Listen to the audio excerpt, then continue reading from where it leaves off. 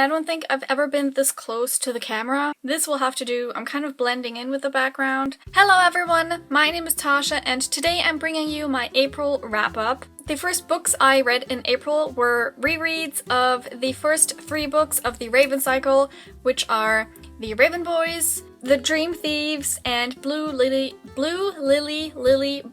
all by Maggie Stiefvater. I read these in anticipation of the 4th book coming out at the end of the month. I already rated these books 5 stars the first time I read them, and I couldn't give them anything less than 5 stars, so lots of 5-star reads, even though they were rereads. And I realized that I forgot quite a few things about the series, so I'm really happy I did decide to reread them before The Raven King came out. Then I had some review books to read. The first one was The 7-Letter Word by Kim SLATER. I gave this 3 stars. It was a quick and easy read, and it was good, but I just don't think it was a book for me. So the main character in this book, Finley, I think that was his name, he is 14 years old.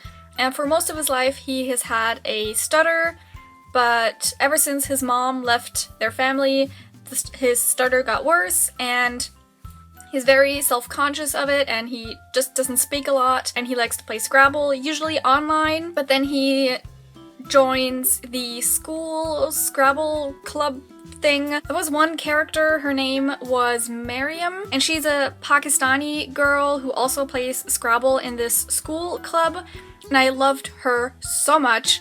She was an amazing character. The next arc that I read was You Know Me Well by David Levithan and Nina LACOUR, and I loved this book so much. It was so amazing. I flew through it. It was not long enough in my opinion. This book is about 2 teenagers, young adults. I forgot their names, but they're both gay. These 2 characters, they go to the same school, but they never talk to each other. And then at this party, they do start talking to each other, and they suddenly become really good friends, and we just follow them dealing with different problems and things, and it was so good. I loved it so much. I gave it 4 stars. I just really wish it could have been a little bit longer, but apart from that, it was so good. I had this book on my Kindle for a while, and I decided to randomly read it, which was Killing Sarai by J.A. Redmursky.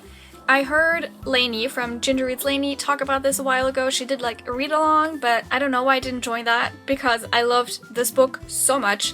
It's about this girl, Sarai. She was kept captive with this drug lord in Mexico, and one day she decides to escape this place and she follows this hitman. We follow them as Sarai tries to escape this place in Mexico where she was held captive, and the hitman, he obviously doesn't want like a tag along. He's very private about everything, and obviously he's a hitman, so it's quite dangerous and he has to like be careful, and he doesn't want her tagging along, and it's, oh my god, it was so good.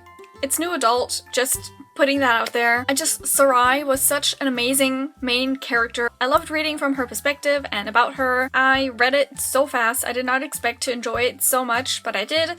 So as soon as I finished that, I immediately bought the 2nd book, which was Reviving Isabel. Since it's the 2nd book, I can't say too much about what it's about, except that it still follows these characters, Sarai and the hitman. I loved it just as much. I also gave it 4.5 stars. I don't know if I mentioned if I gave Killing Sarai 4.5 stars, but I did. I gave both books 4.5 stars. I loved them so much. I haven't picked up the 3rd book yet because it's from a different character's perspective, so I didn't feel like the need to read it immediately, but I do really want to read it soon, so that will happen maybe soon-ish.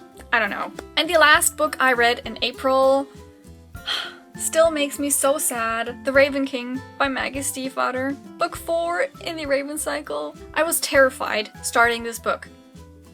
And I was terrified while I was reading it. And I was very sad once it was over. But I have to say I was also a little bit disappointed, which makes me so even more sad. Not just because the series is over, but I was a bit disappointed with a few things. I'm not gonna go into any detail because I plan on filming a book talk. I know Maggie likes to keep things like very open and free for interpretation and vague. I know that's her style, but a few things of the book and maybe the entire series were left too unanswered for me. There were a lot of things that were still, where I'm still like, what happened with this and what about that? Like I said, I do plan on filming a book talk, hopefully soon.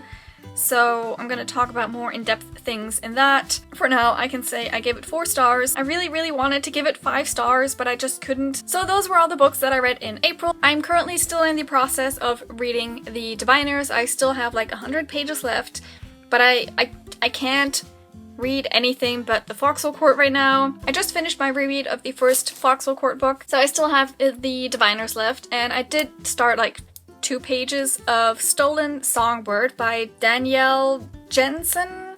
I think that was her name. Tell me down below your favorite book that you read in April, and I hope you enjoyed watching this. That was it for this time, and I will see you next time. Bye!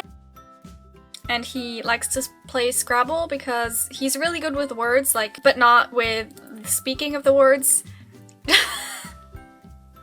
I'm not very good with the speaking of the words right now. What am I doing?